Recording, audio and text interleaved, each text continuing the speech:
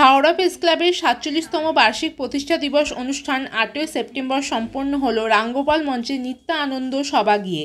অতিথি রূপে উপস্থিত ছিলেন হাওড়া প্রাক্তন জেলা জজ শঙ্কর কোয়ারি, হাওড়ার মুখ্য পৌর প্রশাসক ডক্টর সুজয় চক্রবর্তী, শিক্ষাবিদ অমিতাভ দত্ত ও ডক্টর দেবব্রত মুখোপাধ্যায়, সাংবাদিক দেবাশিস চক্রবর্তী। জীবন কীর্তি সম্মাননা প্রদান করা হয় অন্যতম প্রতিষ্ঠাতা আইনজীবী সুকুমার দত্ত, বর্ষীয়ান সাংবাদিক বিজন কুমার পল্লে ও অঞ্জনা দেকে। কবি সম্মেলনে প্রায় ৩০ জন অংশ নেন, প্রত্যেককে শংসাপত্র প্রদান করা হয়। এছাড়া সাংস্কৃতিক অনুষ্ঠান, নাচ, গান ও আবৃত্তি পরিবেশিত হয়।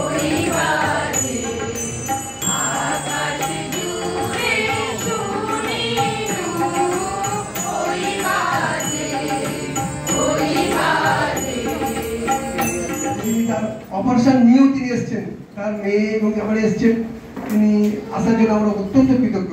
সাহিত্য জার্নালিজম প্রসঙ্গে আজ থেকে ৫০-৬০ বছর আগে সাহিত্যিক প্রমথনাথ ঋষি জার্নালিজম ও সাহিত্য প্রবন্ধে যা লিখেছিলেন আজকের দিনেও তা সমানভাবে প্রযোজ্য। তিনি লিখছেন, বর্তমান যুগ জার্নালিজমের যুগ, রচনার রাজপথে জার্নালিজম ও সাহিত্য জীবন প্রতীক। রচনার নির্ভীক সাংবাদিক ও সাহিত্যিক এখন আছেন, নিঃসন্দেহে তারা তাদের কাজ করে চলেছে, নিঃশব্দে তারা তাদের কাজ করে চলেছেন।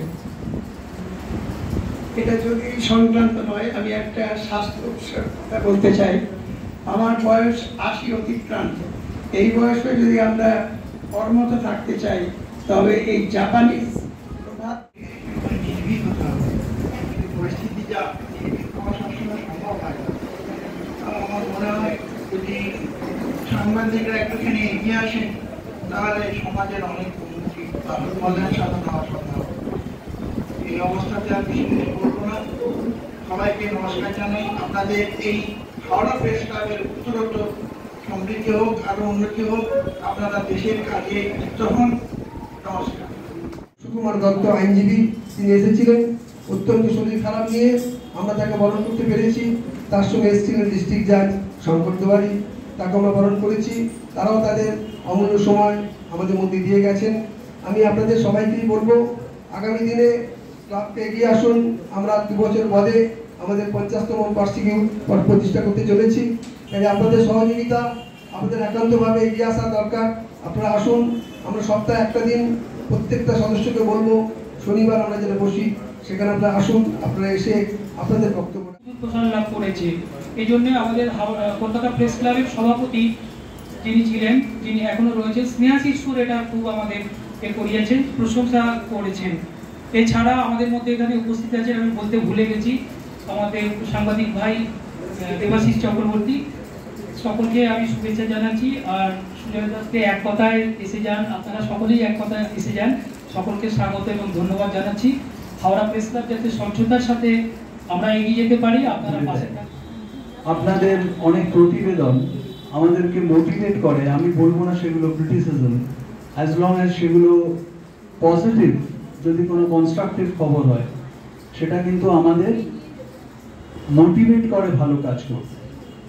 আজকে হাওড়া শহরে যদি কোথাও কোনো প্রবলেম থাকে, যেটা হয়তো আমাদের চোখে নেই, আমাদের নজরে নেই, সেটা যদি আপনারা তুলে ধরেন আমাদের সামনে, আমি সেটাকে পজিটিভ হিসেবে নেব।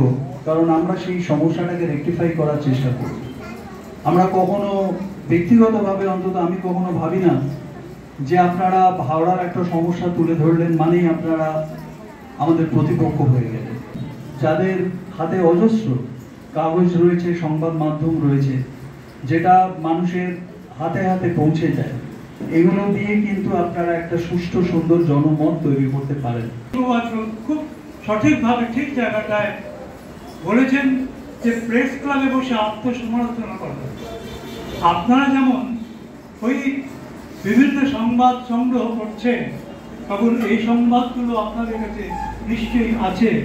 আপনাদের প্রেসে কারা কারা কিভাবে এইভাবে আপনাদের প্রেসকে কলুষিত করে। ছেলেটা ছাগলের পঞ্চম, ষষ্ঠ, সপ্তম, অষ্টম বাচ্চা, তুই ঘুরে ঘুরে বেড়া, কিন্তু তোদের ভালো ভালো নাম দেবো আমি, নোট লিস্টে।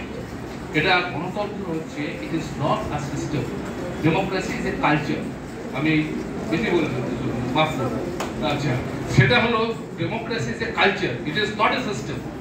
আমি গণতন্ত্রের কথা বলবো, সকল মানুষকে নিয়ে চলতে। গণতন্ত্রের যে মেন ভিত্তি, it is not the fourth system, press is the main stay.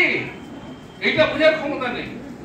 আমি যখন খুব পূর্ণ দমে রাজনীতি করছি, আমাদের প্রেসের একজন এসে বলছে, দাদা আপনার বিরুদ্ধে কিন্তু আমি রিপোর্ট করি না, আমি আপনার সব কিছু ফাঁস করে দেবো যদি আমি কিছু বার করতে পারি।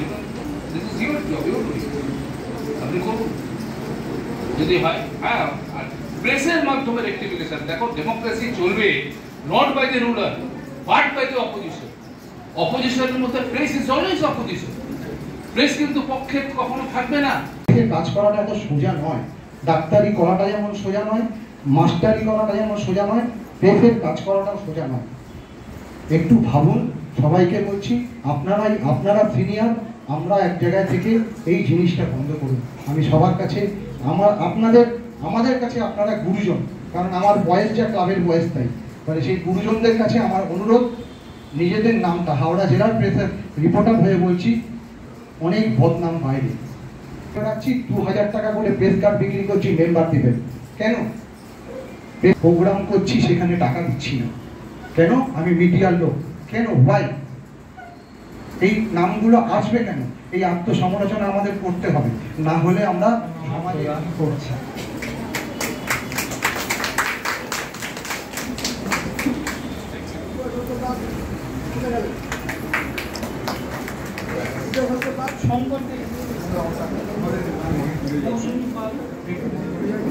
বিনীতা বন্দ্যোপাধ্যায় পরে মৌসুমী পাল।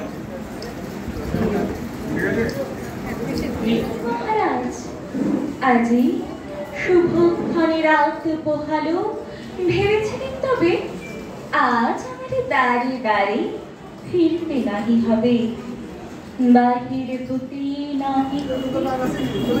সুনীল যাদব।